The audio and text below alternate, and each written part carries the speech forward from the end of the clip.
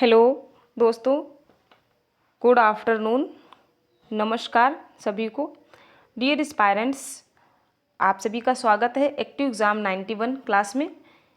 आज इस वीडियो में हम सभी लोग बायोलॉजी के मोस्ट इम्पॉर्टेंट क्वेश्चंस सॉल्व करेंगे। तो ये वीडियो उन सभी एस्पायरेंट्स के लिए हेल्पफुल रहने वाली है जो लोग पॉलीटेक्निक एंट्रेंस एग्ज़ाम 2023 में ग्रुप ई से फॉर्म फिल किया है। ठीक है, जो लोग डी फार्मेसी करना चाह रहे हैं उन सभी एस्पायरेंट्स के लिए ये वीडियो बहुत महत्वपूर्ण रहने वाली है। तो इस वीडियो में हम सभी लोग बायोलॉजी के मोस्ट इम्पॉर्टेंट MCQs क्वेश्चंस को सॉल्व करेंगे जो कि कई प्रीवियस एग्जाम्स में पूछे गए हैं। तो आप इन्हें अच्छे से सॉल्व करेंगे। चलिए स्टार्ट करते हैं आज की अपनी क्लास। जितने भी चैनल पर नए हैं सभी लोग चैनल को सब्सक्राइब कर लीजिए, शेयर एंड लाइक कर दीजिए। तो आज का अपना PDF है ना, यहाँ से स्टार्ट करेंगे। तो प्रीवियस वीडियो में हम सभी लोगों ने 62 तक क्वेश्चन सॉल्व कर लिए थे। आज 63 से स्टार्ट करेंगे। ठीक है, 63 से आज हम सभी लोग स्टार्ट करेंगे। तो चलिए स्टार्ट करते हैं। और आप नोटबुक और पेन ले लीजिए जिससे कि आपको कोई नया कॉन्सेप्ट मिले उसे आप अच्छे से राइट डाउन कर लें। यहाँ पर आपको दोनों लैंग्वेज में क्वेश्चन देखने को मिलेंगे, हिंदी और इंग्लिश, जिससे कि हमारे किसी भी प्रकार के एस्पायरेंट्स को कोई प्रॉब्लम ना हो। ठीक है, जो हिंदी वाले हैं वो अपना हिंदी क्वेश्चन सॉल्व करेंगे और जो लोग इंग्लिश मीडियम वाले हैं वो इंग्लिश से अपना क्वेश्चन सॉल्व करेंगे। तो चलिए स्टार्ट करते हैं। हमारा क्वेश्चन है 63, निम्नलिखित समीकरणों में से कौन सा आणविक जैविकी का मूल सिद्धांत निरूपित करता है। यहाँ से आपसे सेंट्रल डोग्मा को पूछा गया है। ठीक है, जो आपका सेंट्रल डोग्मा है इसमें आपका क्या होता है, सबसे पहले DNA है। ठीक है, DNA का रेप्लिकेशन होगा, DNA से DNA का फॉर्मेशन होगा। ठीक है, इसके बाद DNA से मैसेंजर RNA बनता है और मैसेंजर RNA से आपका प्रोटीन बनेगा। ठीक है, प्रोटीन बनेगा। तो जो DNA से DNA बनता है इसे हम लोग रेप्लिकेशन कहते हैं और DNA से जो मैसेंजर RNA बनता है तो इसे हम ट्रांसक्रिप्शन कहते हैं। और जब मैसेंजर RNA से प्रोटीन का फॉर्मेशन होता है तो हम इसे ट्रांसलेशन कहते हैं। क्लियर? तो आपको इसी सीक्वेंस में बताना है, इसके सीक्वेंस को आपको बताना है। यहाँ पर DNA RNA प्रोटीन, ठीक है, RNA protein and enzyme, protein RNA और DNA, या फिर DNA प्रोटीन एंड RNA। तो यहाँ पर आपका करेक्ट आंसर हो जाएगा ऑप्शन नंबर A। पहले DNA, फिर DNA से RNA और RNA से प्रोटीन का फॉर्मेशन होगा। ठीक है, और प्रोटीन वो चलकर फर्दर जो है अपने एंजाइम्स वगैरह बनाएंगी।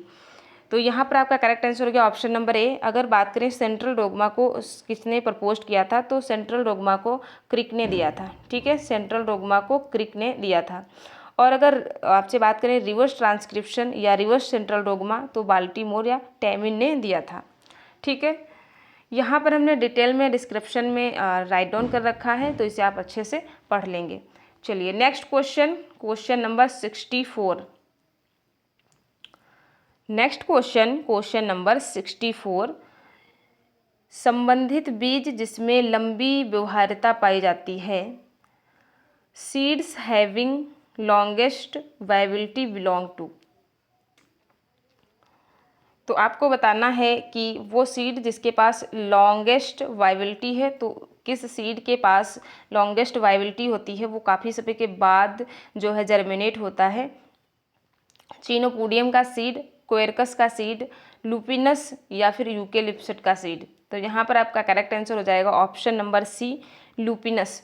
लुपिनस के जो सीड्स होते हैं इनमें लॉन्ग वाइबिलिटी देखने को मिलती है। ये लगभग 10,000 जो है ईयर्स तक जीवित रहते हैं। एक लुपिनस आर्क्टिस के जो सीड थे कम से कम 10,000 वर्ष पुराने लेविंग बिलों में पाए गए थे जो प्लेस्टोसीन युग के स्थायी रूप से जमी हुई गाद में गहराई से दबे हुए थे, है ना, सॉइल में। तो ये इसका यहाँ पर प्रूफ मिला था जिससे पता चला कि लुपिनस का सीड है उसमें जो है सबसे लॉन्गेस्ट वाइबिलिटी होती है। चलिए नेक्स्ट क्वेश्चन नंबर 65। प्रोकैरियोटिक कोशिका में नहीं होता है। हमने आपको पढ़ा रखा है प्रोकैरियोटिक कोशिका, यूकैरियोटिक कोशिका, उसके कैरेक्टरिस्टिक फीचर्स भी पढ़ाए हैं। ठीक है, तो यहाँ पर आप अच्छे से चारों ऑप्शंस को पढ़ेंगे और बताएंगे कि इनमें से प्रोकैरियोटिक कोशिका में क्या नहीं होता है। ठीक है, आप प्रोकैरियोटिक सेल लैक्स आपके पास ऑप्शन है only histone in its DNA, क्या इसमें जो है हिस्टोन प्रोटीन, केवल उसके डीएनए में हिस्टोन प्रोटीन एब्सेंट होता है, या फिर ओनली साइटोस्केलेटन सिस्टम जो है ये एब्सेंट होता है, या फिर ओनली सब सेलुलर ऑर्गेनलीज एब्सेंट होती हैं, या फिर ऑल द एबव। तो अगर मेम्ब्रेन बाउंड ऑर्गेनलीज की बात करें तो सभी की सभी मेम्ब्रेन बाउंड ऑर्गेनलीज एब्सेंट होती हैं, केवल आपका राइबोसोम प्रेजेंट होता है जो कि विदाउट मेम्ब्रेनस होता है, ठीक है। और साइटोस्केलेटन सिस्टम भी यहाँ पर एब्सेंट होता है, और हिस्टोन प्रोटीन भी नहीं होती है डीएनए में। तो यहाँ पर जो है हमारे 3 ऑप्शंस इज राइट, है ना। ये तीनों ऑप्शंस क्या हैं, प्रोकैरियोटिक में एब्सेंट होते हैं। तो यहाँ पर हमारा करेक्ट आंसर हो जाएगा option number D, all of them जो है इनमें प्रोकैरियोटिक में एब्सेंट होता है, नहीं होता है। चलिए next question, question number 65। Question number 65, prokaryotic कोशिका के डीएनए में हिस्टोन नहीं होता है, प्रोकैरियोटिक कोशिका में सुस्पष्ट केंद्रक नहीं पाया जाता है, ठीक है। ये आपका इसका सॉल्यूशन है। चलिए नेक्स्ट क्वेश्चन की बात करते हैं। नेक्स्ट क्वेश्चन, क्वेश्चन नंबर 66, वन्य जीवन सुरक्षा अधिनियम 1972 में महत्वपूर्ण वन्य प्राणी रखे गए। जो आपका अधिनियम है ना, जो ये आपका प्रोटेक्शन जो एक्ट था ये 1972 में पारित हुआ, तो ये किस सूची के अंतर्गत आता है। तो आप बताएंगे यहाँ पर करेक्ट आंसर क्या होगा। ऑप्शन नंबर सी, ये 5 शेड्यूल्स में यानी कि आपकी 5वीं अनुसूची के अंतर्गत आता है। चलिए नेक्स्ट क्वेश्चन, सभी के सभी क्वेश्चन बहुत ही महत्वपूर्ण हैं, आप इन्हें अच्छे से याद रखेंगे। Next question, question number 67,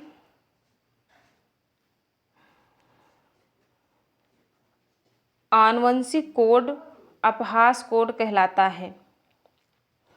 the genetic code is called degenerated code because, degenerated code, genetic code जो है उन्हें हम डीजनरेटिव कोड भी कहते हैं। क्यों? क्योंकि one codon has many meanings, या फिर more than one codon has the same meaning, या फिर one codon has one meaning, या फिर are 64 codons present, there are 64 codons are present. तो यहाँ पर आपका करेक्ट आंसर हो जाएगा ऑप्शन नंबर बी। जो डी जनरेटिव कोड का मतलब होता है, degenerative code means more than one codon has the same meaning. आपको ऐसे बहुत से कोडान्स देखने को मिलेंगे जो एक ही तरीके की एमिनो एसिड्स को कोड करेंगे। तो यहाँ पर आपका करेक्ट आंसर हो जाएगा ऑप्शन नंबर बी, ठीक है। आपका करेक्ट आंसर हो जाएगा ऑप्शन नंबर बी। चलिए next question, question number 68, question number 68, केवल चिकनी कोशिका भित्ति स्मूथ वॉल्ड वाले राइजोट्स पाए जाते हैं। आपसे केवल पूछा गया है स्मूथ वॉल्ड राइजोट, ठीक है। तो ये किस में होते हैं, रिक्सिया में, या फिर रिक्सिया में, या फिर मार्केंसिया में, या फिर पेलिया में, या फिर फ्यूनेरिया में। तो बताइए यहाँ पर करेक्ट आंसर क्या हो जाएगा। तो पेलिया में ओनली स्मूथ वॉल्ड राइजोट्स पाए जाते हैं। जो आपके ब्रायोफाइट्स हैं इनमें ट्रू लीफ, है ना, ट्रू लीफ,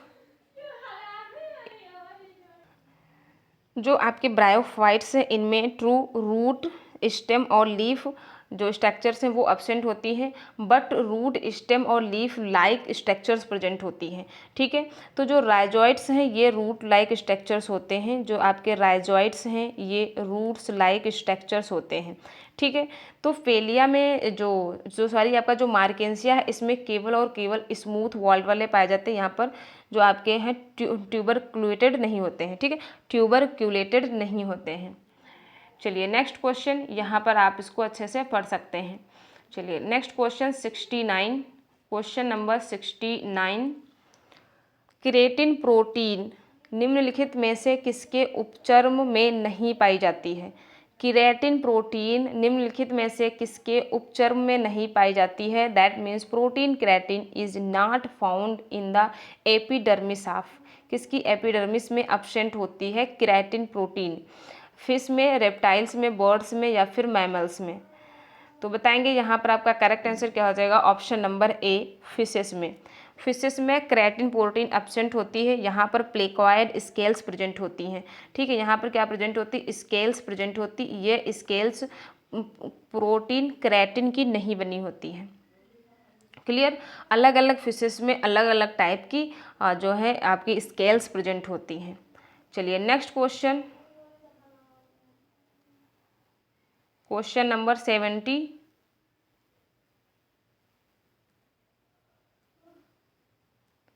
मछली के बच्चे युक्त तालाब से खरपतवार को किस प्रकार निकालना चाहिए, यानी कि weeds of the fish pond having fry is removed by. अगर पिसीकल्चर कर रहे हैं ना, तो क्या करेंगे, वहाँ पर बहुत सारी मछलियाँ हैं, उनके जो है बच्चे भी हैं, है ना, जो मछलियाँ हैं उनके, तो वहाँ पर खरपतवार हैं, जो वीड्स हैं, उन्हें आप कैसे रिमूव करेंगे। वीडीसाइड्स डालेंगे, हर्बिसाइड्स, पेस्टिसाइड्स डालेंगे, या फिर मैकेनिकल अपरूटिंग करेंगे, या फिर आप मैकेनिकल अपरूटिंग करेंगे। तो यहाँ पर आपका करेक्ट आंसर हो जाएगा ऑप्शन नंबर डी। ठीक है, वहाँ पर अगर आप वीडीसाइड, हर्बिसाइड या पेस्टिसाइड्स यूज़ करेंगे तो इसका साइड इफेक्ट फिश पर पड़ेगा, जिससे हमारी फिशेस मर जाएंगी। तो यहाँ पर हम जो खरपतवार हैं, जो भी वीड्स हैं, उनको क्या करेंगे, उनको जो है मैकेनिकली अपरूटिंग कर लेंगे, यानी कि उनके हाथों से उखाड़ कर बाहर निकाल कर फेंक देंगे। ठीक है, तो इस तरीके से हमारा option number D is correct. चलिए next question 71। Next question 71, next question है हमारे पास 71। इसे आप ध्यान से पढ़ेंगे, फिर आंसर देने की कोशिश करेंगे। ठीक है, which one of the following gymnosperm phyla produces motile sperms, bears ovulate and microsporangiate cones on separate plants and has fleshy coated seed. कैसे, फ्लैशी सीटेड कोट, तो बताएंगे आप ऐसा आपको किस में देखने को मिलेगा। पहली बात तो आपका कैसा है, जिम्नोस्पर्म है। ठीक है, तो यहाँ पर सभी के सभी आपके जिम्नोस्पर्म हैं। उसके बाद आपको देखना है क्या, मोटाइल स्पर्म होगा। ठीक है, ओब्यूल्स होंगे, माइक्रोस्पोरेंजिएट कोन प्रेजेंट है। ठीक है, यानी कि ओब्यूल्स यहाँ मेल और फीमेल जो कोन्स हैं अलग अलग, यानी कि वो मोनोसियस होगा। ठीक है, और उसके बाद जो उसके स्पर्म हैं वो कैसे हैं, फ्लैशी सीड कोटेड है। स्पर्म की बात करें या फिर पोलन ग्रेन के, तो फ्लैशी जो है कोटेड सीड किसमें प्रेजेंट होते हैं, साइकस में। ठीक है, तो यहाँ पर उसका ऑर्डर दिया गया है साइकेडोफाइटा, तो यही आपका करेक्ट होगा, साइकेडोफाइटा में ये सभी करेक्टर्स आपको देखने को मिलेंगे। तो यहाँ हमारा करेक्ट आंसर हो गया option number B. Option number B is correct, cycadophyta. ठीक है, ये साइकस के कैरेक्टरिस्टिक फीचर्स दिए गए हैं। चलिए नेक्स्ट क्वेश्चन, क्वेश्चन नंबर 72। प्याज का पत्ती रहित तना जो पुष्प उत्पादित करता है कहलाता है। ठीक है, क्या आपको सभी को पता है जो आपका ये ओनियन है। ठीक है, यहाँ से कुछ इस तरीके से लीफ निकली रहती हैं, है ना, यहाँ पर एक इसका स्टेम है और ये इसकी रूट्स हैं। ठीक है, ये इसकी रूट्स हैं। तो एक आपने देखा होगा यहाँ से एक स्टेम लाइक स्ट्रक्चर्स निकलती है, फिर यहीं पर इन्फ्लोरेसेंस देखने को मिलता है। तो आपको बताना है इस स्ट्रक्चर्स को क्या कहते हैं। ठीक है, आपको बताना है इस स्ट्रक्चर्स को क्या कहते हैं। पेडिंकल कहते हैं, फ्लोरल एक्सिस कहते हैं, स्कैप कहते हैं, या फिर रैकिस कहते हैं। तो यहाँ पर आपका करेक्ट आंसर हो जाएगा ऑप्शन नंबर सी, इसे हम स्केप कहते हैं। जिस पर फ्लावर लगता है उस स्टेम को हम स्केप कहते हैं। क्लियर, चलिए next question, next question number 73। जातियों की 9 उपजातियाँ उत्पन्न होती हैं निम्नलिखित में से किसके फलस्वरूप। The new varieties of a species are produce as result of micro evolution, या फिर आपका माक्रो एवोल्यूशन। ठीक है, यहाँ पर आपका माक्रो इवोल्यूशन, मैक्रो इवोल्यूशन, या फिर मेगा इवोल्यूशन, या फिर स्ट्रेट लाइन एवोल्यूशन, किसके थ्रू आपको न्यू स्पीसीज देखने को मिलेंगी। तो यहाँ पर आपका करेक्ट आंसर हो जाएगा ऑप्शन नंबर ए। ठीक है, ऑप्शन नंबर ए, हमारा ऑप्शन नंबर ए क्या था, माइक्रो इवोल्यूशन। ठीक है, माइक्रो इवोल्यूशन इज करेक्ट। ठीक है, क्योंकि किसी भी स्पीसीज में जो धीरे धीरे चेंजेस होते हैं वो एक दिन चलकर काफ़ी लॉन्ग टाइम के बाद एक नई स्पीसीज को जन्म देती है। तो यहाँ पर हमारा करेक्ट आंसर हो जाएगा micro evolution. Next question, question number 74, placenta in humans is, human में प्लेसेंटा किस टाइप का होता है? कोरियोनिक, मोनोडिस्क्वाइडल, हेमीकोरियल, या फिर योक सैक, डिफ्यूज, एपिथीलियो कोरियल, या फिर एलेंटोइक, कॉटिलेडनरी, हीमो इंडोथीलियल, या फिर एलेंटोइक जोनरी, सिंडेसो कोरियल। बताइए यहाँ करेक्ट क्या होगा? तो यहाँ पर आपका करेक्ट आंसर होगा option number A, chorionic. Option number A, chorionic, monodiscoidal, hemochorial. ठीक है, हीमोकोरियल, हीमोकोरियल। तो आपका option number A is correct. Next question, question number 75, फूल गोभी, कैबेज, नौल खोल एवं सलजम कितने जेनरा से संबंधित हैं? जो आपका कॉलीफ्लावर है, कैबेज है, नौल खोल है और टर्निप, ये कितने जेनेरा से बिलोंग करते हैं? तो ये सभी के सभी एक ही जेनेरा से बिलोंग करते हैं। तो यहाँ पर आपका करेक्ट आंसर हो जाएगा ऑप्शन नंबर ए, 1। ठीक है, यहाँ पर आपको डिस्क्रिप्शन डिटेल में दिया गया है, आप इसे अच्छे से पढ़ सकते हैं। चलिए next question, question number 76, question number 76, एक क्लोरोफिल ए युक्त शैवाल जिसकी संचयी उत्पाद सुपुष्पी स्टार्च है तथा जिसमें कसाभ कोशिकाओं का अभाव है, इस वर्ग का सदस्य है। ध्यान से पढ़ेंगे आप। An algae having chlorophyll A, floridean starch as storage product and lacking flagella cells belong to class. ठीक है, फ्लोरिडियन स्टार्च, ठीक है, जो स्टोरेज फूड है एल्गी में, वो फ्लोरिडियन किसके पास होता है? फ्लोरिडियन स्टार्च किस एल्गी के पास होता है? आप बताएंगे। आपके पास ऑप्शन है फियोफाइसी में, क्लोरोफाइसी में, रोडोफाइसी में, या फिर जैंथोफाइसी में। तो जो फ्लोरिडियन स्टार्च है वो किसका स्टोरेज फूड है? वो है आपका लाल शैवाल का, यानी कि रोडोफाइसी का। तो यहाँ पर आपको ऑप्शन नंबर सी करेक्ट हो जाएगा। ठीक है, और इसके साथ साथ अदर सभी क्लासेस के यहाँ पर स्टोरेज फूड को दिया गया है, इसे आप अच्छे से याद कर लेंगे। चलिए नेक्स्ट क्वेश्चन, क्वेश्चन नंबर 77, नाइट्रोनीय एवं उपापचयी अपशिष्ट पदार्थ जमा होते हैं। Nitrogenous and metabolic wastes are stored in the, जो आपका एम्ब्रियोनिक डेवलपमेंट के दौरान जो नाइट्रोजिनस वेस्ट प्रोडक्ट हैं, इनका स्टोर कहाँ पर होता है? एमनियोटिक बैग में, एलेंटोइस में, रोडोफाइसी, जैंथोफाइसी में। बताइए। तो यहाँ पर आपका करेक्ट आंसर हो जाएगा ऑप्शन नंबर बी, एलेंटोइस में। ठीक है, जो आपकी एलेंटोइस है इसमें नाइट्रोजिनस वेस्ट प्रोडक्ट स्टोर होते हैं। ठीक है, नेक्स्ट क्वेश्चन 78, पैरामीशियम का सूक्ष्म केंद्रक होता है जो माइक्रोन्यूक्लियस है। पैरामीशियम के पास 2 न्यूक्लियस होते हैं, एक माक्रोन्यूक्लियस और एक माइक्रोन्यूक्लियस। तो जो माइक्रोन्यूक्लियस है ये कैसा होता है? डिप्लॉयड होता है, जबकि जो आपका माक्रोन्यूक्लियस है वो हैप्लॉयड होता है।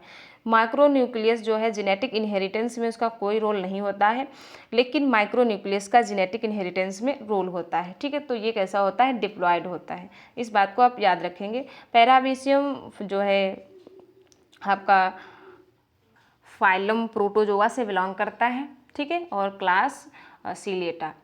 ठीक है, चलिए नेक्स्ट क्वेश्चन, क्वेश्चन नंबर 79, किस भूवैज्ञानिक कल्प में आवृत बीजों का उद्भव एवं विविधता घटित हुई? वेरी वेरी इंपॉर्टेंट, ये क्वेश्चन बीएड के प्रीवियस ईयर एग्जाम में पूछा गया था। ठीक है, तो बहुत सारे चांसेस हैं, ये बहुत बार क्वेश्चंस रिपीट होते हैं, तो इन्हें आप अच्छे से याद रखेंगे। In which geological era did the emergence and diversing of angiosperm occur? आपके पास ऑप्शन है पर्मियन, ट्रेसिक, जुरैसिक, या फिर क्रिटेशियस। तो यहाँ पर आपका करेक्ट आंसर हो जाएगा option number D, Cretaceous period में जो है जो आवृत बीजी थे, जो आपके एंजियोस्पर्म थे, वो उनकी ओरिजिन बहुत अधिक थी। ठीक है, और उनकी अबंडेंस भी बहुत ज़्यादा थी। Next question, question number 80, reindeer moss. Reindeer moss क्या है? सिट्रेरिया इज आइलैंडिका, सिट्रेरिया आइलैंडिका, या फिर क्लेडोनिया रेंजीफेरा या फिर परमेलिया या फिर स्टोन मशरूम। तो जो आपका रेनडियर मॉस है ये आपका क्या है, क्लेडोनिया रेंजीफेरा है, ठीक है। एक्चुअल में ये ट्रू मॉस नहीं है, ठीक है, ये ट्रू मॉस नहीं है, ये क्या आपका है, दिस इज़ अ लाइकेन, ये आपका लाइकेन है, ठीक है। तो यहाँ तक आई होप आपको ने अच्छे से सारे क्वेश्चन सॉल्व किए होंगे। इसके बाद भी हमारे पास बहुत सारे क्वेश्चंस हैं, ठीक है, और भी हमारे पास बहुत सारे क्वेश्चंस हैं जिनको हम लोग नेक्स्ट वीडियो में कवर करेंगे, ठीक है। ये सभी के सभी क्वेश्चंस हम सभी लोग नेक्स्ट वीडियो में सॉल्व करेंगे। तो चलिए मिलते हैं आपको नेक्स्ट क्लास में। अगर आप चैनल पर नए हैं तो वीडियो को शेयर एंड लाइक कर लीजिए और चैनल को सब्सक्राइब कर लीजिए, जिससे आपको ऐसी ही मोस्ट इम्पॉर्टेंट वीडियोस का नोटिफिकेशन सबसे पहले मिल जाए और आप फास्ट सॉल्व कर सकें। तो ये बहुत इंपॉर्टेंट क्वेश्चन थे। आप कोई भी एग्ज़ाम देने जा रहे हैं उन सभी वन डे कम्पिटिटिव एग्ज़ाम के लिए बहुत ही महत्वपूर्ण क्वेश्चंस थे। तो आई होप आपने इन क्वेश्चंस का अच्छे से एंजॉय किया होगा, ठीक है। मिलते हैं नेक्स्ट वीडियो में और ये आगे कोई क्वेश्चंस हम सभी लोग सॉल्व करेंगे। Thanks for watching.